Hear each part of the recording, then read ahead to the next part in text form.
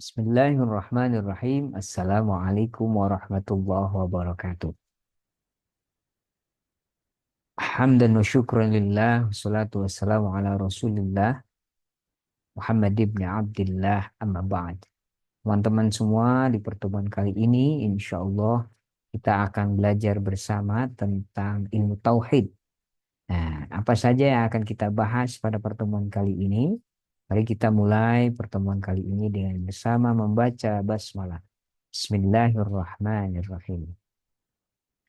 Di pertemuan kali ini, di dalam eh, pembelajaran bersama tentang ilmu tauhid, kita akan membahas selama 13 pertemuan ke depan tentang pertama pendahuluan yang hari ini kita akan bahas bersama. Yang kedua, nanti akan kita bahas tentang konsep dasar ilmu tauhid, kemudian sejarah perkembangan ilmu tauhid, bagaimana kemudian yang keempat, ada makna dan keutamaan kalimat tauhid. Yang kelima, ada pembagian tauhid. Yang keenam, bagaimana konsep iman dan kriterianya. Yang ketujuh, bagaimana kita iman kepada Allah. Yang kedelapan, iman kepada malaikat. Kemudian iman kepada kitab Allah, iman kepada Rasul, dan iman kepada hari akhir. Selanjutnya ada iman kepada qada dan qadar. Dan terakhir bagaimana pengaruh iman di dalam kehidupan individu dan masyarakat. Nah, hari ini kita masuk ke pembahasan yang pertama tentang tauhid itu merupakan akidah bawaan manusia. Nah, ini di pembahasan yang pertama bagaimana tauhid ini menjadi sebuah eh, akidah bawaan manusia. Kita tahu semua bahwa manusia itu lahir dalam keadaan fitrah bertauhid. Pada dasarnya manusia itu memerlukan bentuk kepercayaan kepada sesuatu yang gaib. Nah, sehingga disebut dengan makhluk religius, yaitu makhluk yang memiliki bawaan primordialisme untuk beragama dan percaya kepada Allah Subhanahu wa taala, atau makhluk yang selalu mencari dan merindukan Allah. Nah,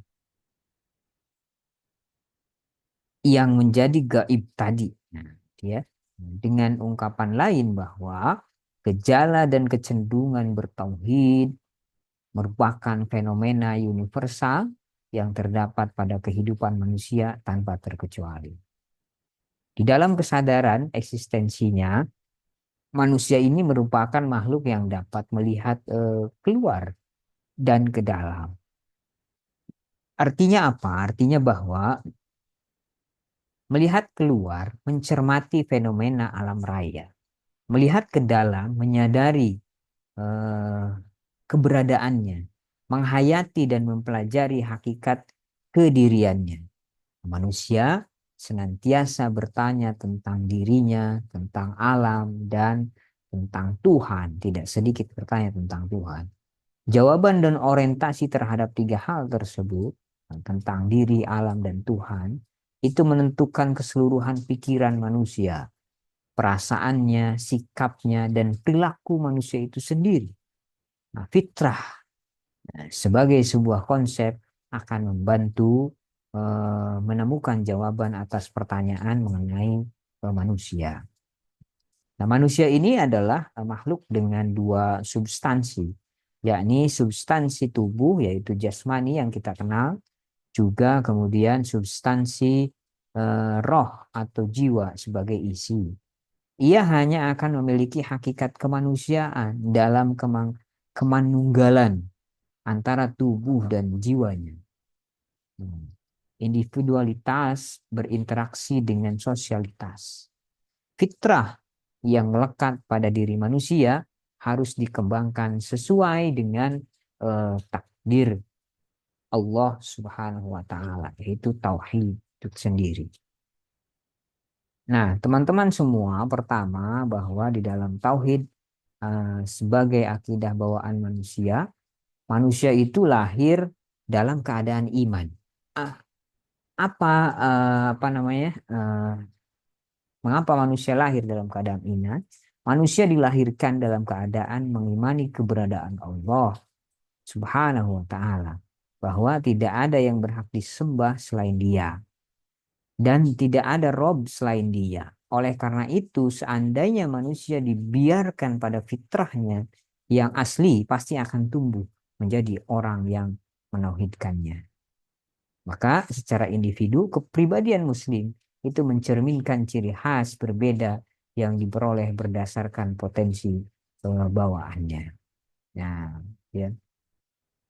Ada dua sisi penting dalam pembentukan kepribadian seorang muslim, yaitu iman dan akhlak. Apabila iman dianggap sebagai konsep batin, eh, batin adalah implikasi dari konsep batin yang tampilannya tercermin dalam sikap perilaku sehari-hari. Nah, keimanan merupakan sisi yang abstrak dari kepatuhan pada hukum-hukum Tuhan yang ditampilkan dalam perilaku akhlak mulia. Jadi, dua sisi penting dalam pembentukan kepribadian muslim yaitu iman dan akhlak. Iman ini kaitannya kemudian dengan tauhid nanti, bahwa manusia lahir dalam keadaan beriman. Kita akan bahas apa ayatnya yang menyebutkan bahwa manusia ini lahir dalam keadaan beriman. Teman-teman semuanya, itulah manusia ketika lahir di dalam keadaan beriman. Yang kedua, bahwa tauhid ini akidah bawaan manusia di dalam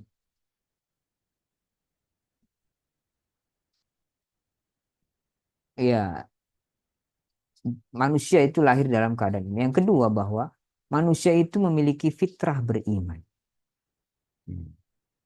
Jadi kita kembali dulu ke pendahuluan ini. Ya, di pendahuluan ini kita akan membahas bagaimana tauhid itu merupakan akidah bawaan manusia.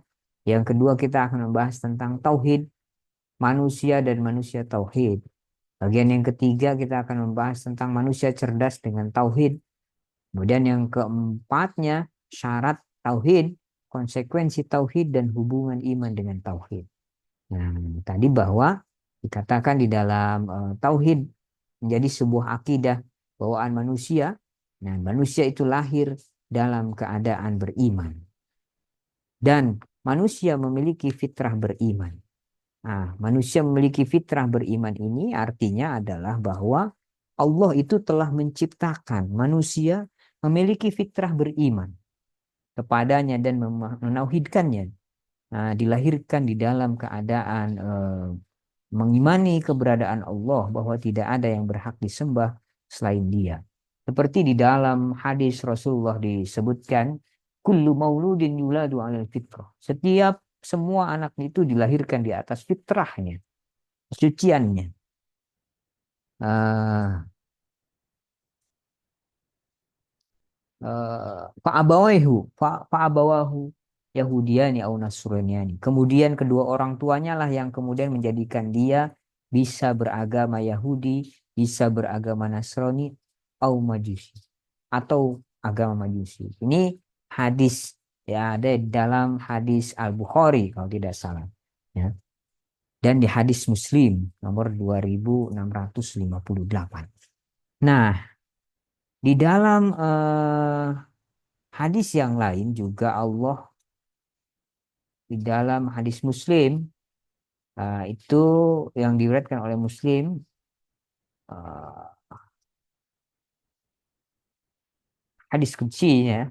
Nah, sesungguhnya Allah berfirman dalam hadis kecil.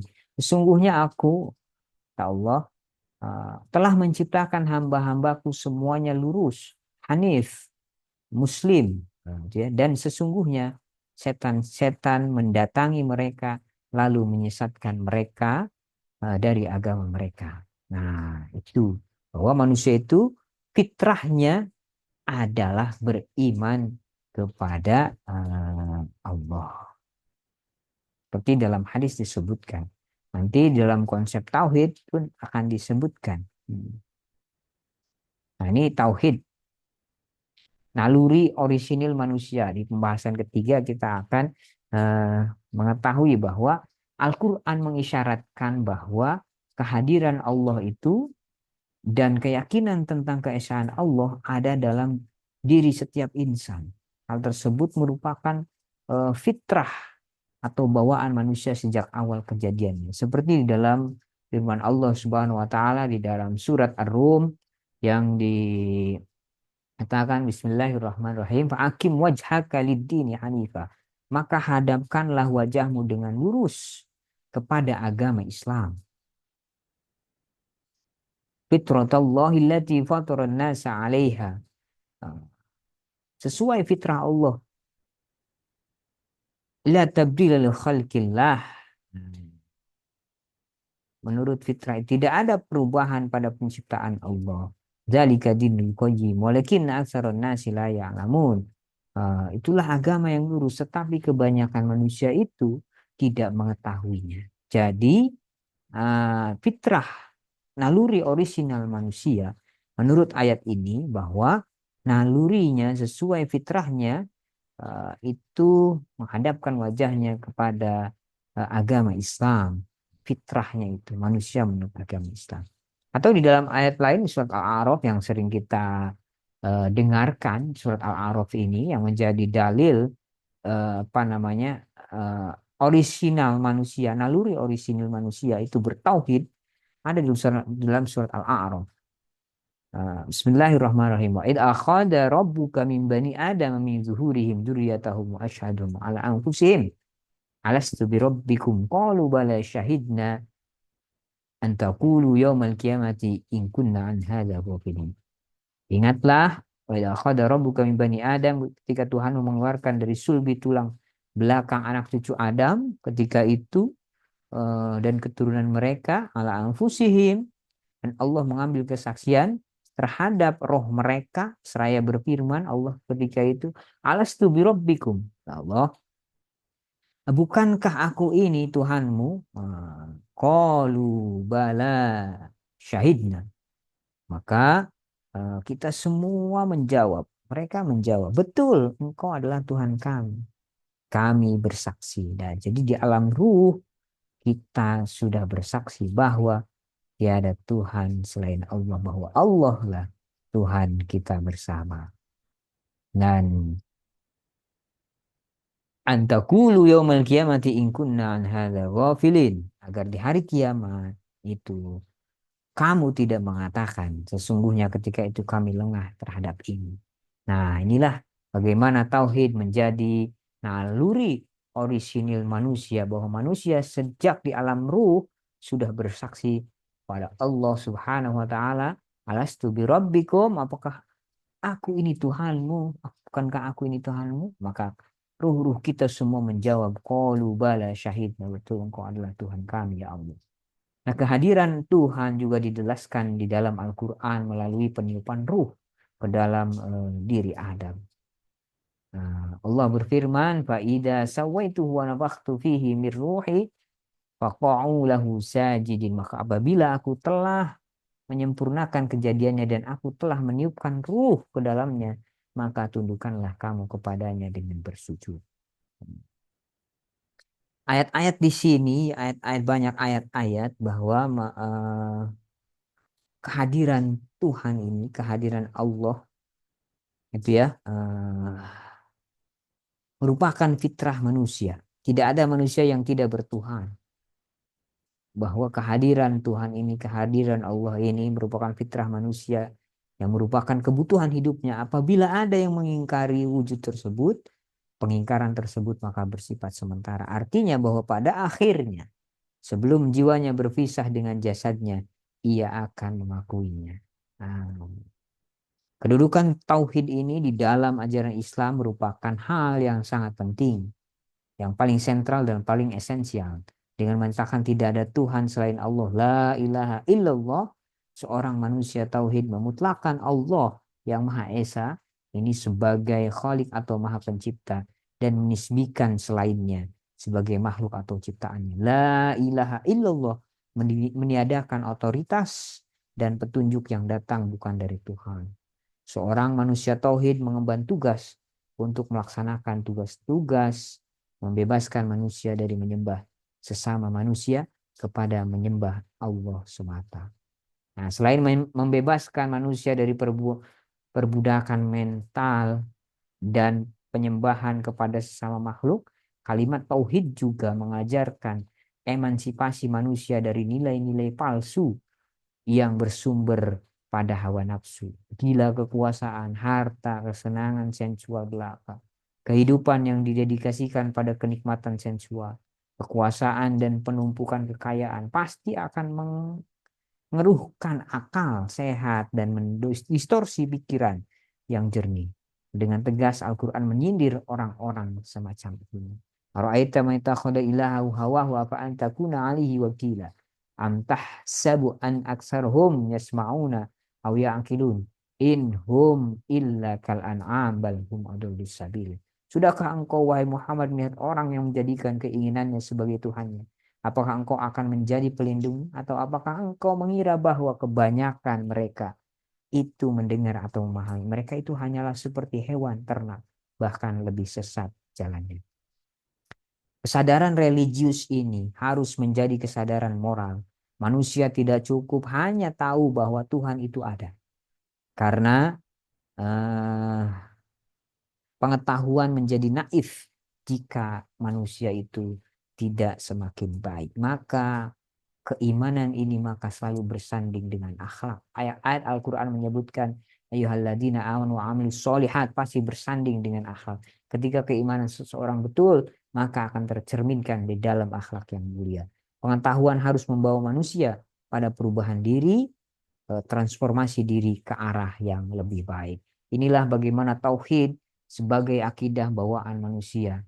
Bahwa manusia lahir dalam keadaan iman, manusia memiliki fitrah beriman, dan naluri orisinil manusia itu sudah bertauhid. Alastu birabbikum qalu bala syahidna. Selanjutnya bagaimana hubungan antara tauhid manusia dan manusia tauhid. Tauhid di dalam konsep sebelum Islam datang, gitu ya, ajaran tauhid ini merupakan ajaran baru dan kontroversial. Nah, karena ajaran yang sangat digemari dan diterima oleh masyarakat saat itu adalah ajaran-ajaran pagan dan politeisme ketika itu berlangsung. Di dalam banyak kepercayaan dan agama, pernyataan pengakuan terhadap agama selalu menjadi prioritas utama sebelum melakukan praktik keagamaan. Nah, pernyataan ini dapat berupa pernyataan lisan di hadapan para pemuka agama ataupun juga pernyataan secara tulisan.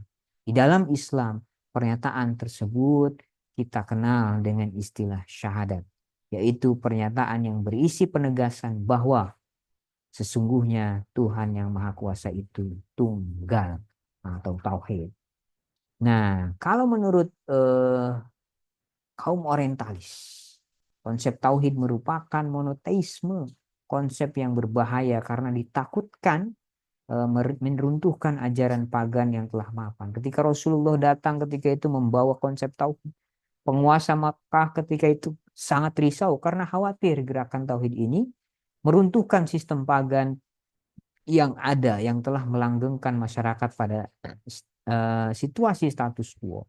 Akan tetapi perjuangan Nabi Muhammad untuk membawa konsep tauhid tidak pernah berhenti, bahkan berhasil mengganti status quo yang tadinya sistem pagan dan tauhid dapat kita rasakan hingga saat ini. Tauhid yang secara umum direpresentasikan dengan kalimat la ilaha illallah ini merupakan suatu ekspresi sikap yang meniadakan otoritas lain yang bersifat nisbi dan materi selain otoritas dan petunjuk-petunjuk yang berasal dari Tuhan. Secara tidak langsung, kalimat thayyibah adalah kalimat pembebasan dari seseorang manusia atas belenggu dunia dan materi. Tauhid secara langsung membebaskan manusia dari penjajahan dan perbudakan manusia lain. Tidak hanya itu, tauhid juga menyejajarkan manusia dengan manusia lainnya.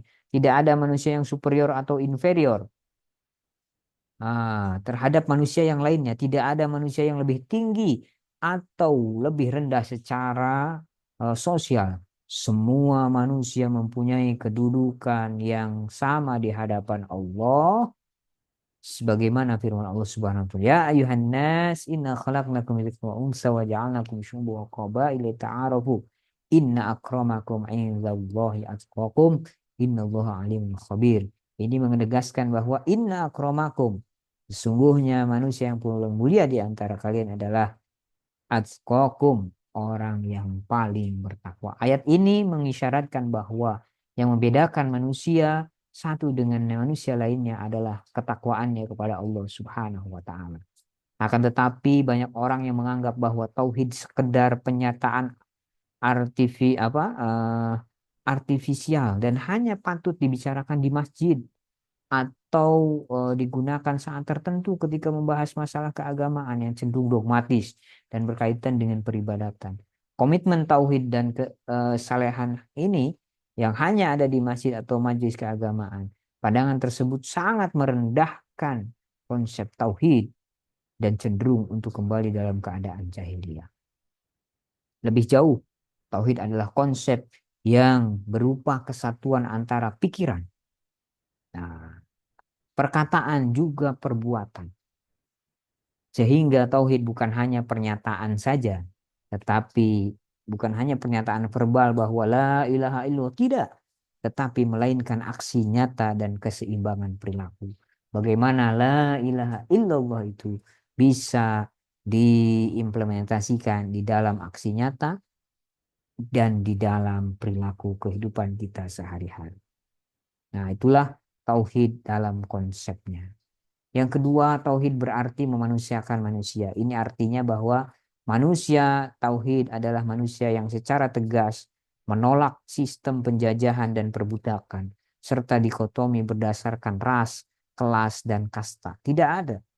Tidak ada perbedaan antara manusia satu dan manusia lain, ras, perbedaan ras, kelas, dan kasta. Manusia tauhid merupakan tipe manusia dengan komitmen bahwa sesungguhnya dia dengan manusia yang lain adalah satu kesatuan.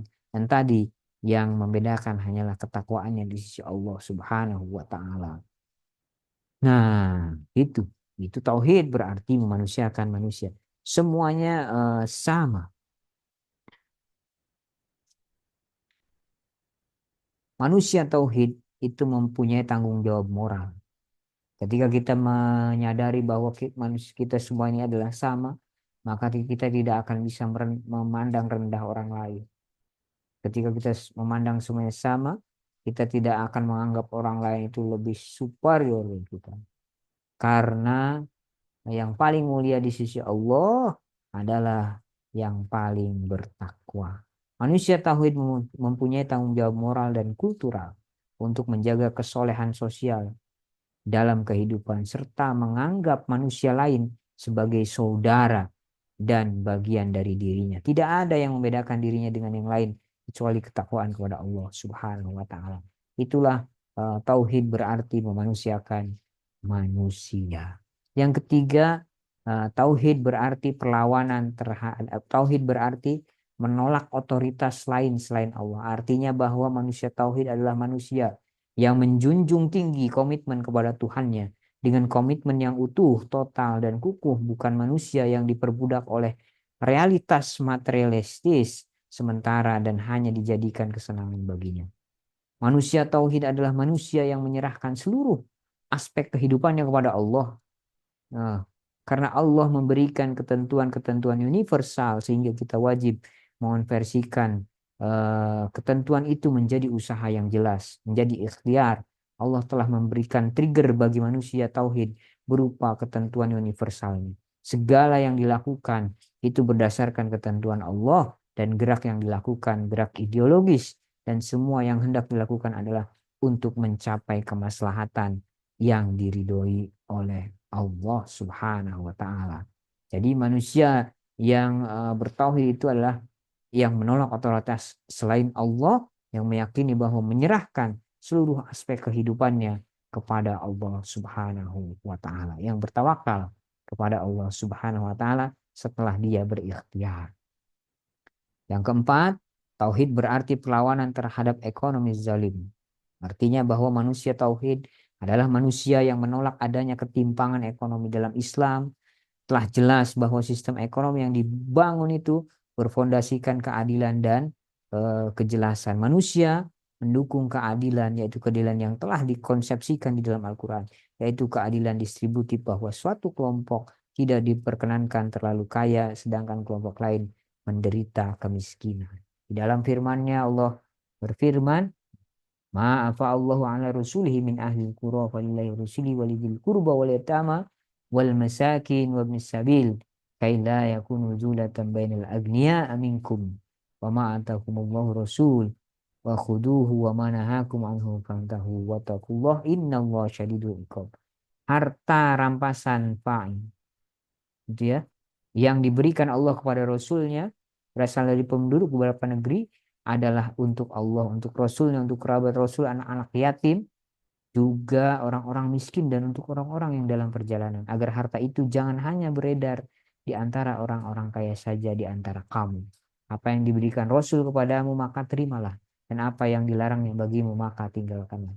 Nah, dari ayat ini menolak sistem-sistem yang telah jelas zalim dan menganggap manusia hanya sebagai mesin penghasil ekonomi, tetapi kesejahteraannya diabaikan. Ekonomi yang harus dibangun adalah ekonomi berbasis ketuhanan atau ekonomi berbasis tauhid yang bisa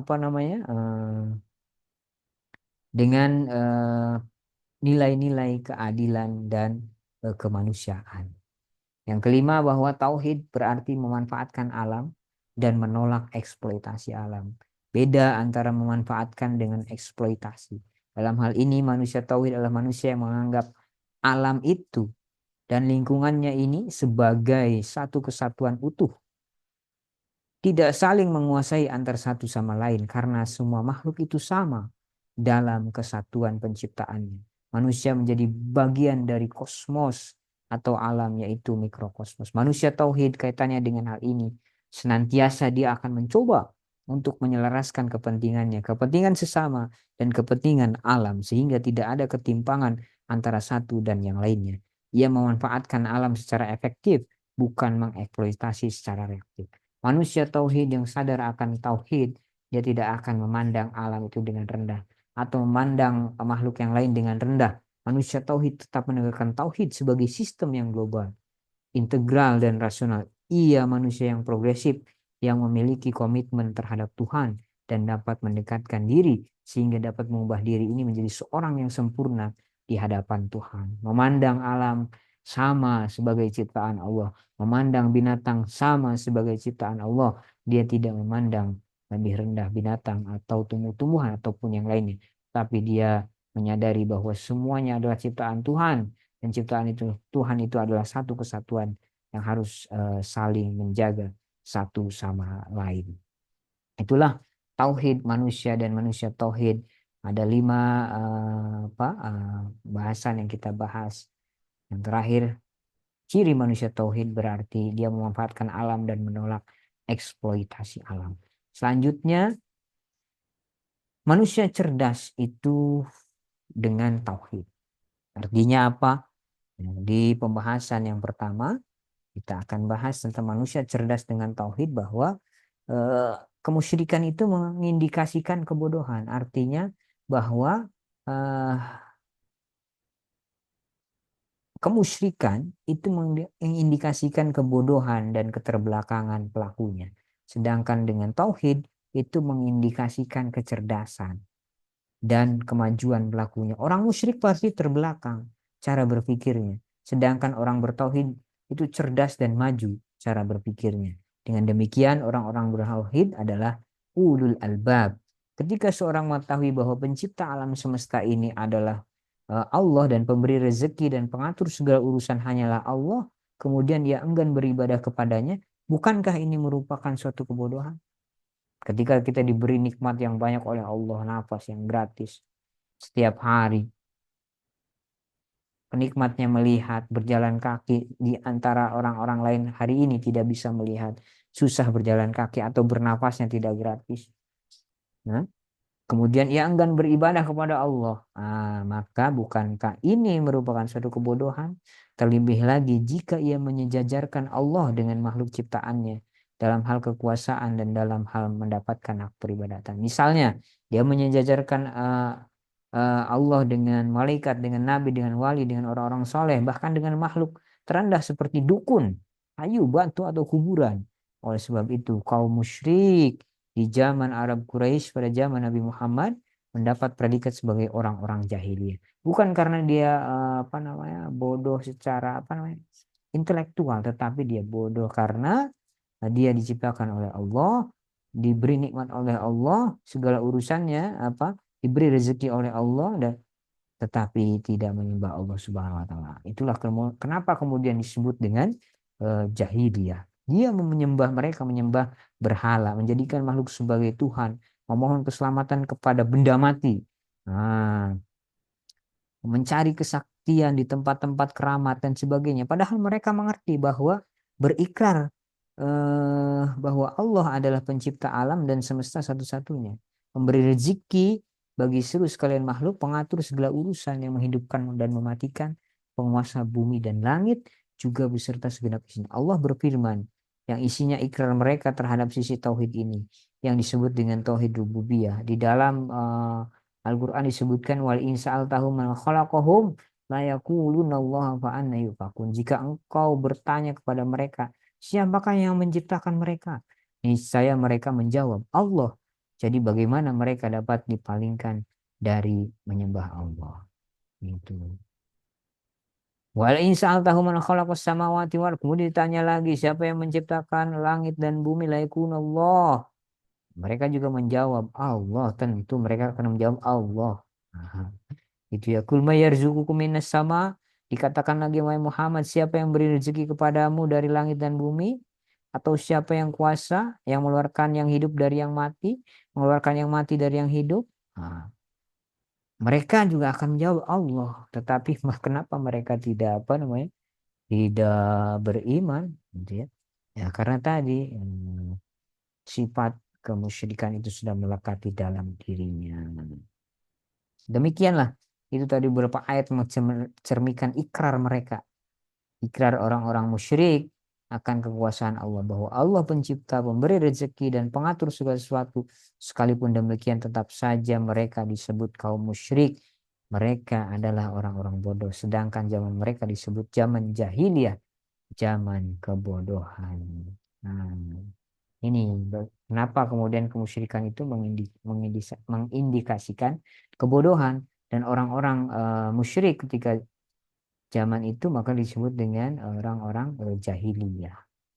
Nah, yang kedua, dari manusia cerdas dengan tauhid ini, sikap dan perilakunya. Bagaimana perilaku orang musyrik? Apakah kita nanti termasuk ke dalam perilaku orang musyrik ini? Nah, kita identifikasi diri kita. Banyak ayat yang menjelaskan sikap dan perilaku orang musyrik. Contohnya apa? Dalam surat Al-Baqarah, wa idza qila lahum ittabi'u ma anzalallahu qalu bal nattabi'u ma alfaina 'alaihi aba'ana. Ketika dikatakan kepada mereka, ikutilah apa yang telah diturunkan Allah.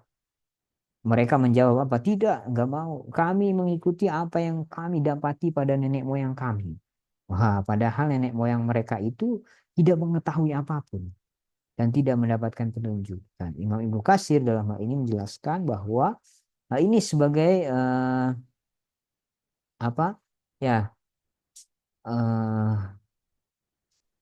apabila dikatakan kepada orang-orang kafir dari kaum musyrik itu agar mengikuti ajaran yang Allah turunkan kepada Rasulnya, agar mereka meninggalkan kebiasaan kebiasaan sesat dan kebiasaan bodoh mereka, mereka menjawab nggak mau. Mereka menjawab, kami hanya mengikuti apa yang kami dapatkan dari nenek moyang kami, yaitu kebiasaan menyembah patung, menyembah berhala. Oleh karena itu Allah kemudian mengingkari pernyataan mereka dengan mempertanyakan, apakah mereka akan mengikuti juga meskipun nenek moyang mereka ikuti itu tidak paham dan tidak mendapat petunjuk. Wah, ayat ini jelas menunjukkan bahwa eh, kebiasaan taklid buta kaum musyrikin dan menunjukkan kebodohan mereka. Oleh karena itu Allah dalam Al-Quran berfirman, "Wa masalul ladina kafaru kama salil ladina yan'iku bima la yasma'u illa du'a wa nida'a summun bukmun umyun fahum la ya'qilun." Perumpamaan bagi siapa penyeru orang-orang kafir adalah seperti penggembala yang meneriaki binatang yang tidak mendengar selain panggilan dan teriakan. Mereka itu tuli, bisu dan buta. Mereka tidak mengerti. Nah, maksud dari ayat ini, bagaimana perumpamaan orang kafir dengan kebiasaan menyimpangnya itu yang sesat dan kebodohan itu bagaikan binatang ternak yang tidak memahami ucapan penggembalanya. Bahkan, jika penggembalanya memanggilnya menuju arah yang terbaik, binatang-binatang itu tidak akan memahami panggilannya, kecuali suara saja. Maka, dari sini kita bisa pahami bahwa orang-orang musyrik itu diumpamakan seperti binatang ternak. Nah, pada sisi lain bisa diperhatikan pula argumen yang menunjukkan bahwa kelambatan cara berpikir mereka dalam memahami persoalan keyakinan.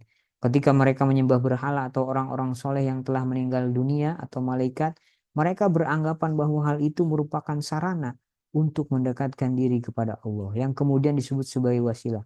Padahal mereka telah beribadah kepada selain Allah. Nah, fenomena ini masih terjadi di kalangan kita umat muslim hari ini. Yang datang ke kuburan, kemudian minta ke kuburan. Nah, itu termasuk juga orang-orang yang musyrik. Ketika kita mendatangi kuburan untuk memohon ke kuburan. Nah, salah.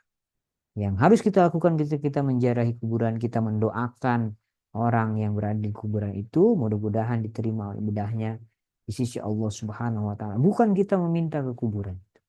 Nah, itu sudah terjadi di zaman-zaman jahiliyah, gitu ya. Hmm, ini ini apa yang harus kita hindari. Bahkan orang-orang musyrik ketika itu juga mengharapkan syafaat dari patung-patung, yaitu dengan menyembah patung-patung. Hal ini merupakan kebodohan mereka. Berusaha mendekatkan diri kepada Allah, tetapi dengan cara yang membuat mereka semakin jauh darinya, gitu ya. Nah, ini sikap dan perilaku orang musyrik. Sikap dan perilaku orang musyrik itu tadi dengan apa menyembah meminta kepada selain Allah Subhanahu wa taala. Dan juga tadi seperti binatang. Ketika diberitahu tentang kebenaran, dia menolak. Nah, yang ketiga, bagaimana karakter orang cerdas. Orang yang cerdas dengan tauhid, eh, ketika memahami bahwa Allah adalah pencipta segala makhluk, pemberi rezeki dan pengatur segala sesuatu, ia akan mengarahkan seluruh ibadahnya hanya kepadanya. Sebagai contoh saja, kalau kita memahami apa namanya, menyadari bahwa nikmat Allah itu setiap hari luar biasa. Satu nikmat saja yang harus kita renungi. Nikmat kita bernafas hari ini gratis. Sementara saudara-saudara kita hari ini ada yang sedang di rumah sakit. Nafasnya harus dibantu oleh tabung oksigen. Harus dibantu selang oksigen. Yang satu hari bisa bayarnya beberapa ratus ribu. Sementara kita gratis. Dari situ kalau kita bisa memahami itu, apa ya merenungi itu, maka kita termasuk ke dalam orang-orang yang cerdas. Allah memberikan itu sebagai karunia yang luar biasa kepada kita. Contoh yang lain, ketika seorang mukmin di suatu negeri yang cerdas, ada yang dengan sikap ketauhidannya dan keimanannya kepada Allah ada dibandingkan wa di dalam surat Yasin itu diceritakan wa ma liyala a'budul ladzi fatarani wa ilaihi turja'un atakhidu min dunihi alihatan yudnir rahman bila tugni ani syafa'atum syai'aw wa la yunkidun. Dan tidak ada alasan bagiku untuk tidak menyembah Allah yang telah menciptakan dan hanya kepadanya lah kamu akan dikembalikan.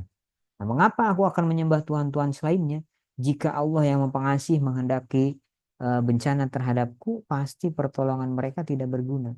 Kalau Allah sudah menghendaki bencana terhadap sesuatu, maka pertolongan orang lain tidak akan berguna. Begitupun sebaliknya, jika Allah sudah menakdirkan ke apa namanya keselamatan terhadap seseorang, maka tidak akan ada yang bisa menyelakainya, gitu ya.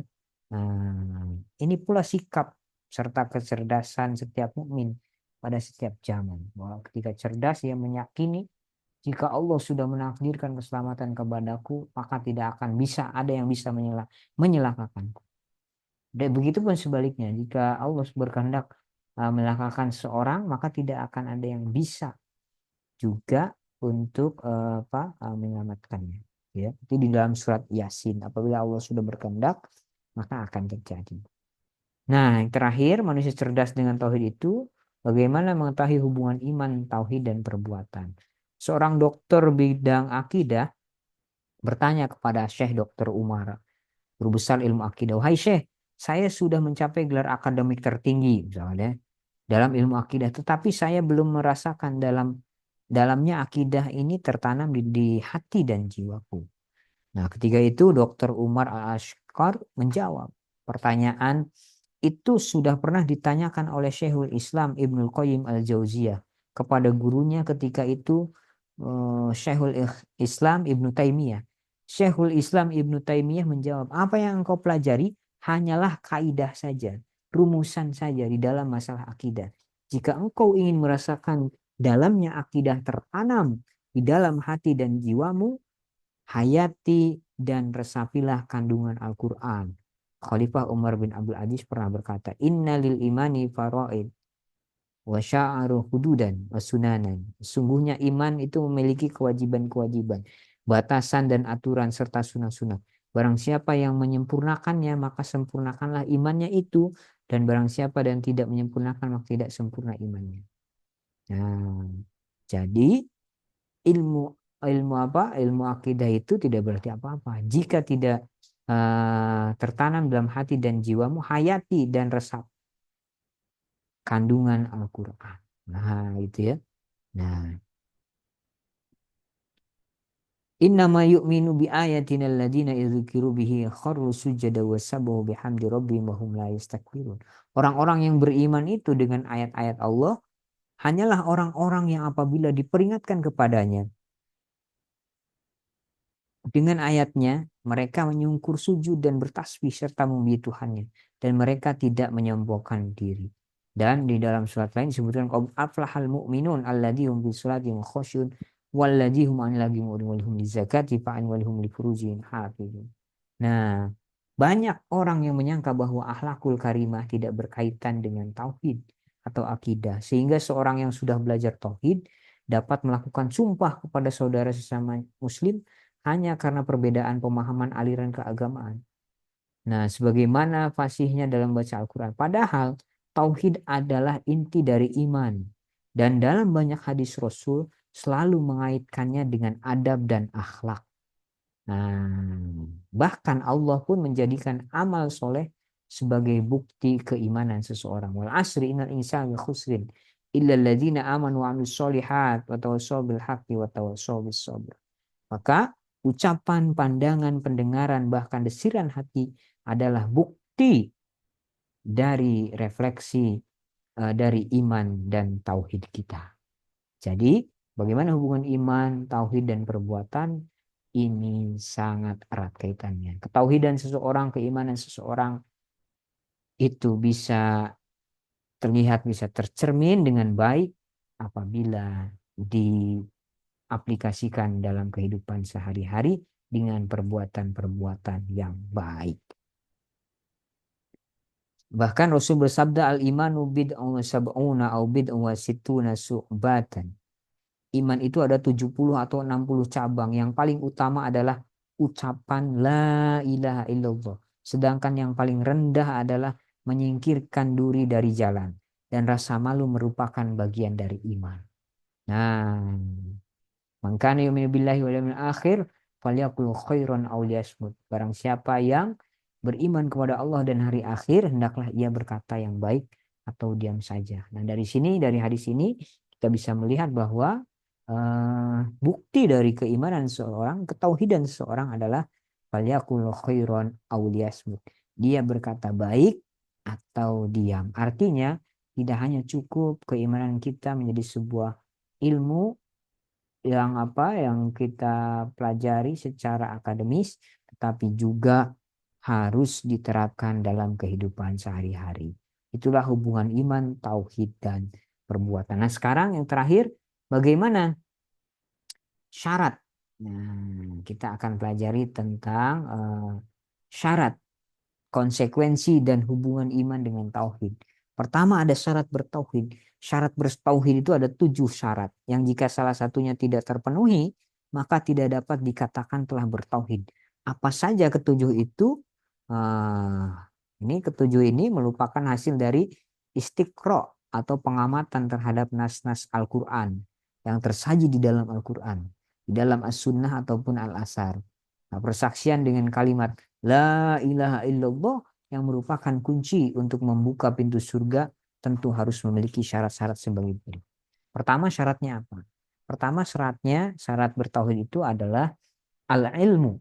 Syarat bertauhid itu pertama adalah al-ilmu. Artinya, ilmu dalam menafikan semua jenis ibadah kepada seluruh sesembahan selain Allah. Dan menetapkan semua ibadah hanya kepada Allah. Sebagaimana di dalam firman Allah, Iyyaka na'budu wa iyyaka nasta'in. Maksudnya, kami hanya menyembahmu dan tidak menyembah selainmu. Kami hanya meminta pertolongan kepadamu dan tidak meminta pertolongan kepada selainmu. Orang yang mengucapkan la ilaha illallah wajib mengilmui makna dari la ilaha illallah tersebut. Wajib mengerti apa maksudnya. Nah, dengan ilmu ini syarat yang pertama, syarat bertauhid itu ya kita harus berilmu. Nah, mengilmui makna dari la ilaha illallah. Ini syarat yang pertama, gitu ya. Nah, para ahli tafsir menjelaskan illa man syahida bil haqqi wa hum ya'lamun. Kecuali orang yang mengakui yang hak, yang tauhid, dan mereka meyakininya. Nah, apa yang mereka syahadatkan tersebut oleh lisan dan hati mereka. Maka kita harus mengetahui bahwa tauhid ini syarat yang pertama adalah ilmu. Kita mengerti apa maksud la ilaha illallah itu dengan lisan dan hati mereka. Barang siapa yang mati, dalam hadis sebutkan ya man mata wa huwa ya'lamu annahu la ilaha illallah dakhalal jannah. Barang siapa yang mati dan ia mengetahui bahwa tidak ada sesembahan selain yang berhak disembah selain Allah, maka dia akan masuk surga. Ini syarat yang pertama. Yang pertama itu bertauhid itu ya harus berilmu, tahu, mengerti artinya. Yang kedua syaratnya adalah al-yakin. Al-yakin ini adalah meyakini, menafikan syak atau raib atau keraguan. Artinya seorang meyakini secara tegas kalimat la ilaha illallah. Yakin. Tidak ada keraguan sedikit pun bahwa tiada Tuhan selain Allah. Nah, ini ciri yang kedua. Ya.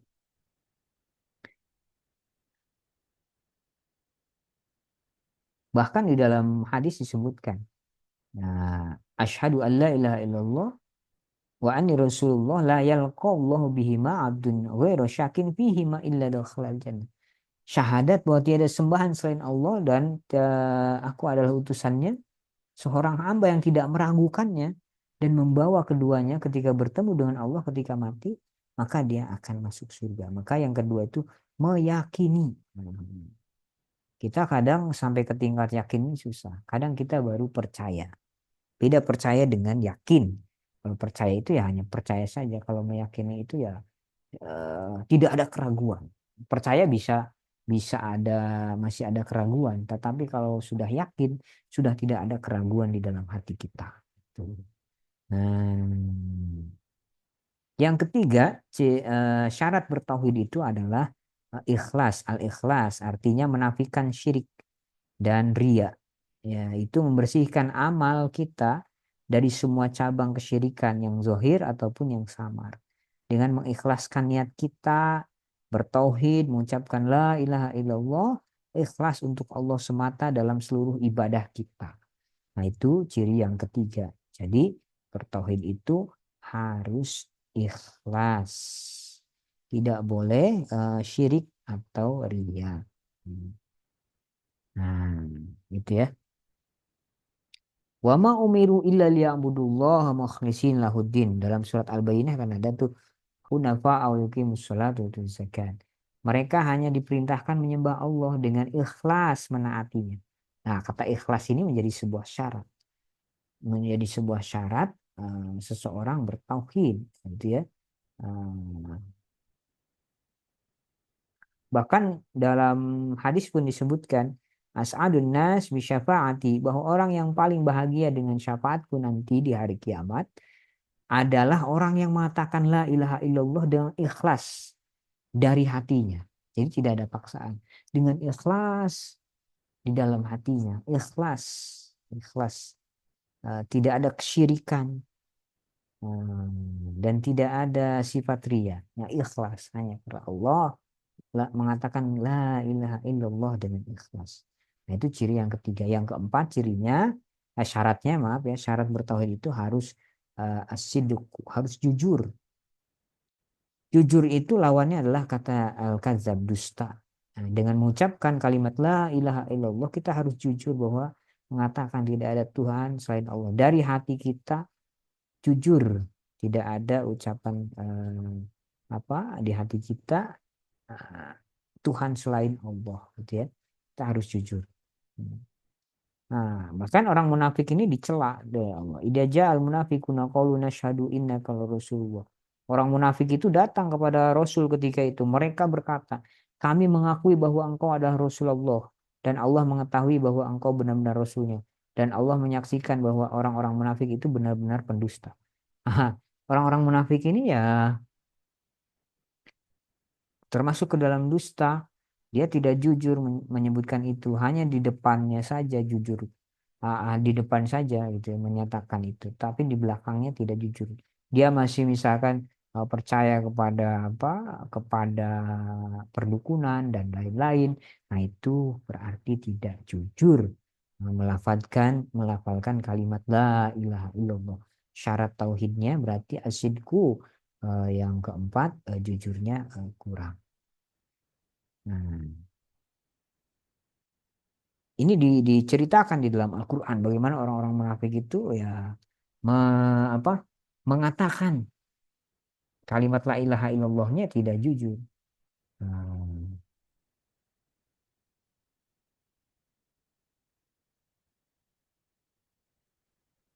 Bahkan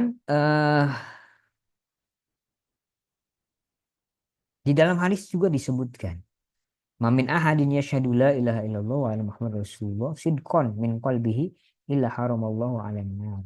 Orang yang jujur dari hatinya, kecuali orang yang jujur dari hatinya gitu ya, dia bersyahadat, meyakini bahwa tiada Tuhan selain Allah dan Muhammad adalah Rasulullah, maka kecuali ia pasti diharamkan oleh Allah untuk masuk neraka. Kalau kita jujur ya, tidak berbohong, eh, meyakini bahwa tiada Tuhan selain Allah, maka nanti di hari kiamat kita akan diharamkan oleh Allah untuk masuk neraka. Yang kelima, syarat bertauhid itu adalah al-mahabbah. Mahabbah ini adalah cinta. Cinta itu menafikan al-bugdu, benci, dan al-karhu atau marah. Yaitu orang yang mengucapkan kalimat la ilaha illallah wajib mencintai Allah.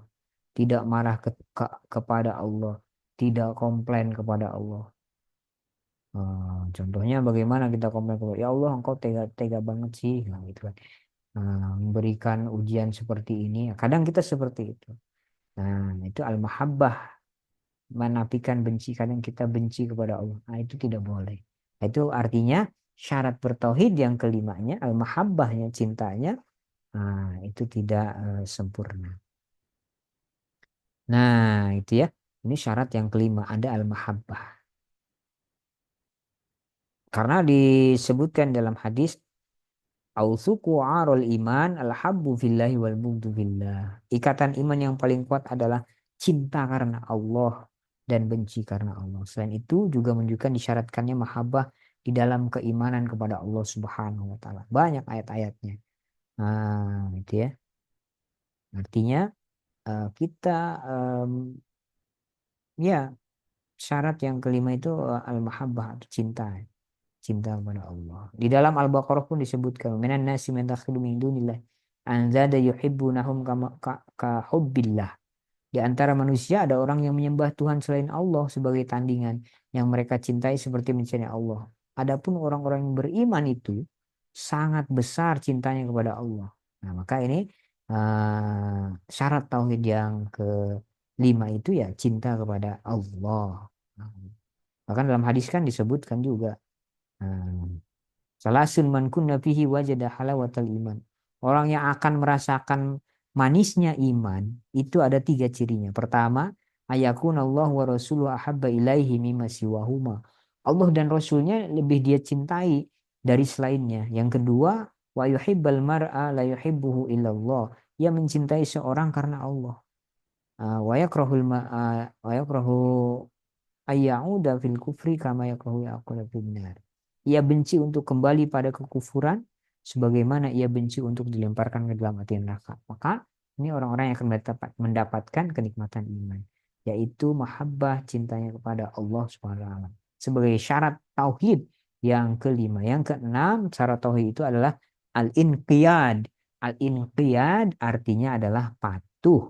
Artinya patuh itu lawannya dari kata atarku, ketidakpatuhan. Orang yang mengucapkan kalimat la ilaha illallah wajib patuh terhadap syariat Allah dan taat pada hukum Allah Subhanahu wa taala. Nah, yang ketujuh terakhir adalah al-qabul. Qabul itu artinya menerima, menafikan arad, penolakan. Seorang hamba wajib menerima kalimat la ilaha illallah dengan hati dan lisan. Allah telah mengisahkan kepada kita di dalam Al-Quran kisah-kisah orang yang terdahulu yang telah diberi keselamatan karena mereka menerima kalimat la ilaha illallah. Dan orang-orang yang dihancurkan serta dibinasakan juga karena menolak kalimat tersebut. Nah, dalam Al-Quran disebutkan summa nunajji rusuluna waladina amanu kadzalik haqqan 'alal muslimin. Kami selamatkan rasul-rasul kami dan orang-orang yang beriman itu.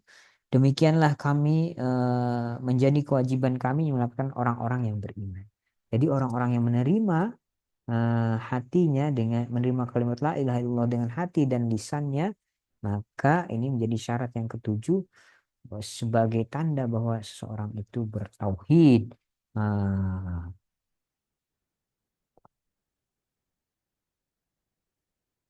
Itulah syarat-syarat bertauhid. Nah, sekarang bagaimana konsekuensinya? Konsekuensi bertauhid berarti bisa ada 5 konsekuensi. Nah, ini tidak ditulisnya. 5 konsekuensi yang harus dipenuhi oleh seorang yang mengaku bahwa dirinya telah bertauhid kepada Allah Subhanahu wa taala. Pertama, dia mengingkari semua sembahan selain Allah, baik berupa dewa yang dihayalkan manusia, ideologi sembah umat manusia, maupun seorang pemimpin yang menganggap dirinya Tuhan, misalnya Firaun. Jadi konsekuensi pertama dia mengingkari semua sesembahan selain Allah. Konsekuensi kedua bahwa konsekuensi dari tauhid ini dia beriman kepada Allah, mempunyai keyakinan kepada Allah secara penuh, tidak setengah-setengah, tidak ada yang wajib disembah kecuali Allah. Konsekuensi kedua ini meyakini bahwa kebenaran hanyalah dari Allah. Konsekuensi yang ketiga dari tauhid itu adalah menjalankan dan menerapkan ketauhidan yang diturunkan Al-Quran. Orang yang bertauhid harus menerapkan kata-kata yang berlaku sepanjang hayatnya, yaitu inna sholati wa nusuki wa mahyaya wa mamati lillahi rabbil alamin. Itu harus kita jalankan. Sesungguhnya sholatku, ibadahku, hidupku, matiku, aku persembahkan hanya untuk Allah, Tuhan sekalian alam. Dan tidak ada sekutu baginya.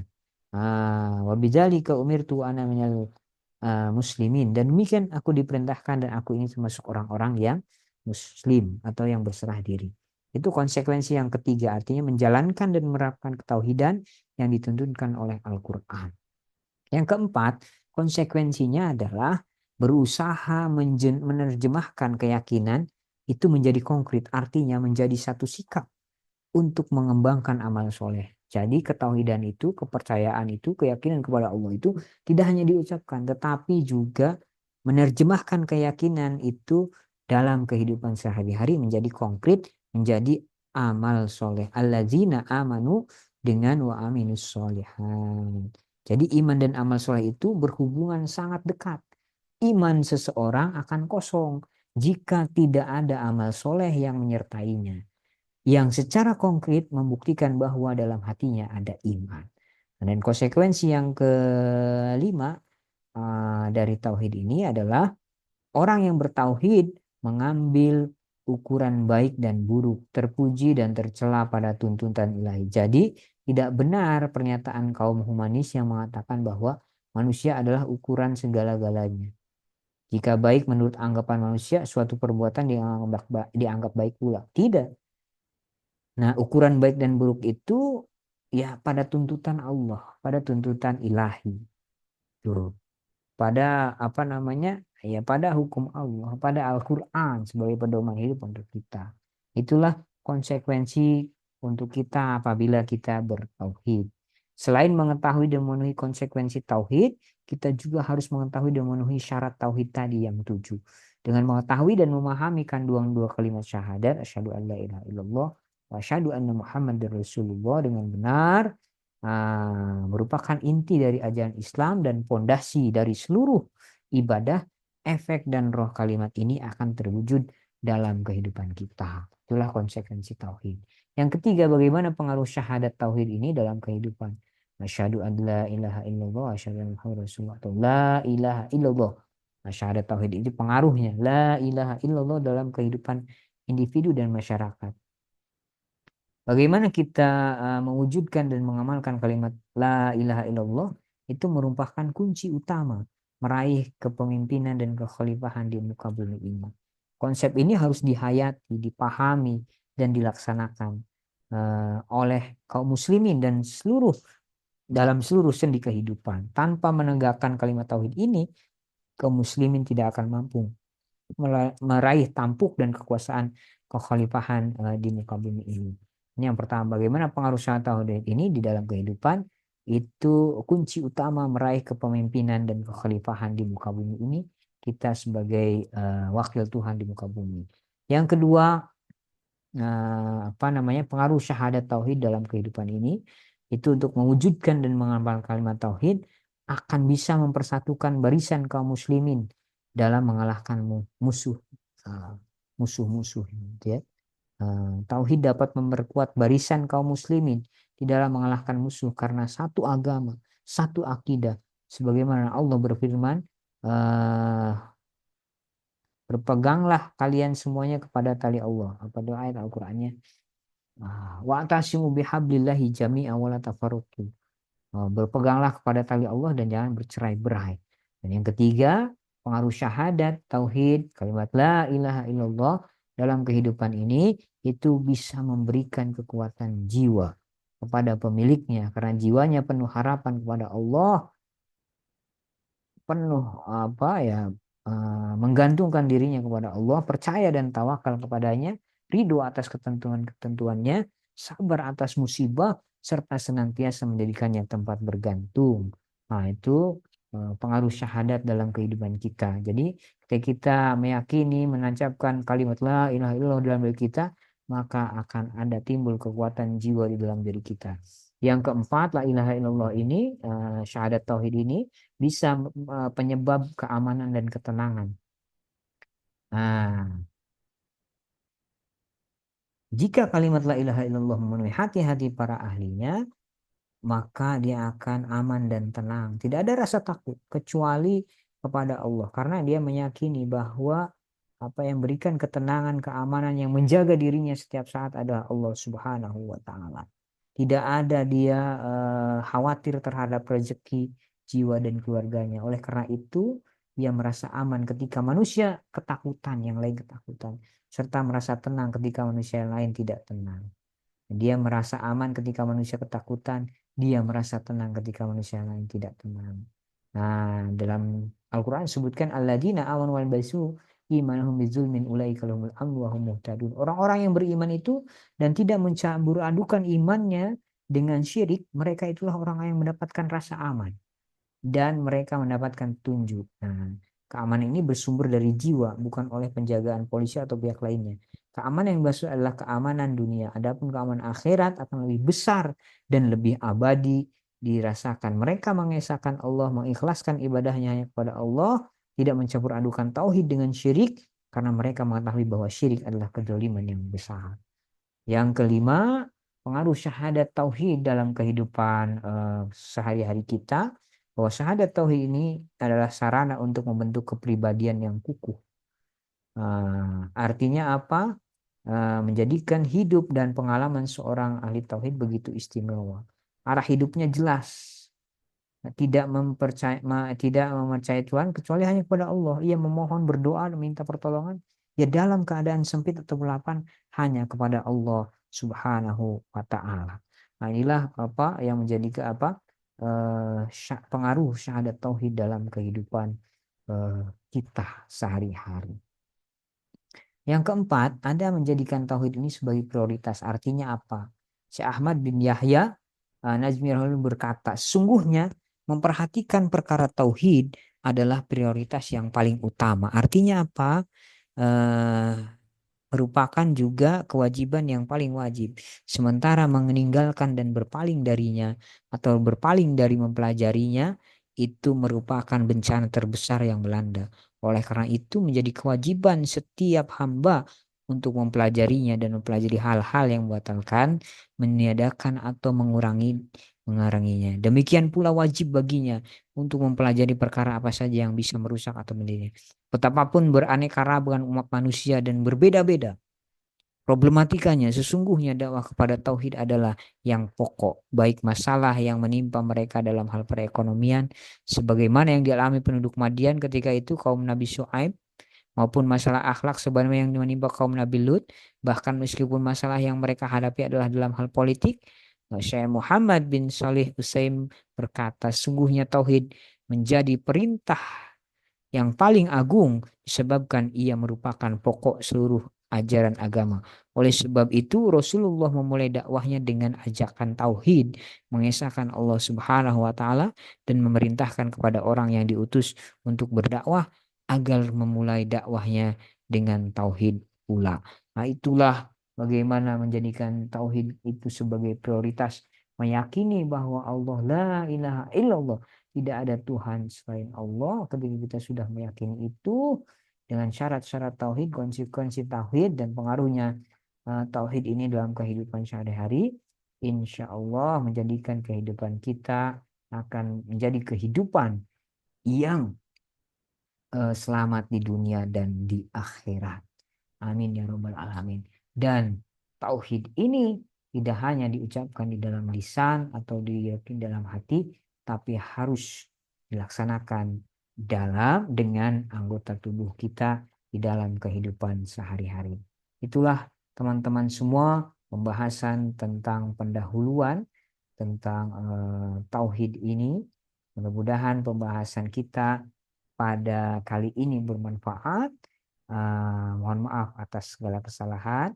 Mudah-mudahan kita semua menjadi manusia-manusia yang bertauhid dengan benar, menancapkan kalimat la ilaha illallah di dalam hati kita dengan benar, sehingga kita nanti termasuk dalam orang-orang yang termasuk golongan orang-orang soleh yang bersama Rasulullah dan para Rasulullah Sallallahu Alaihi Wasallam dan diridhoi oleh Allah Subhanahu wa taala. Terima kasih, kita tuh bersama dengan membaca hamdalah dan al-kifaratul majlis.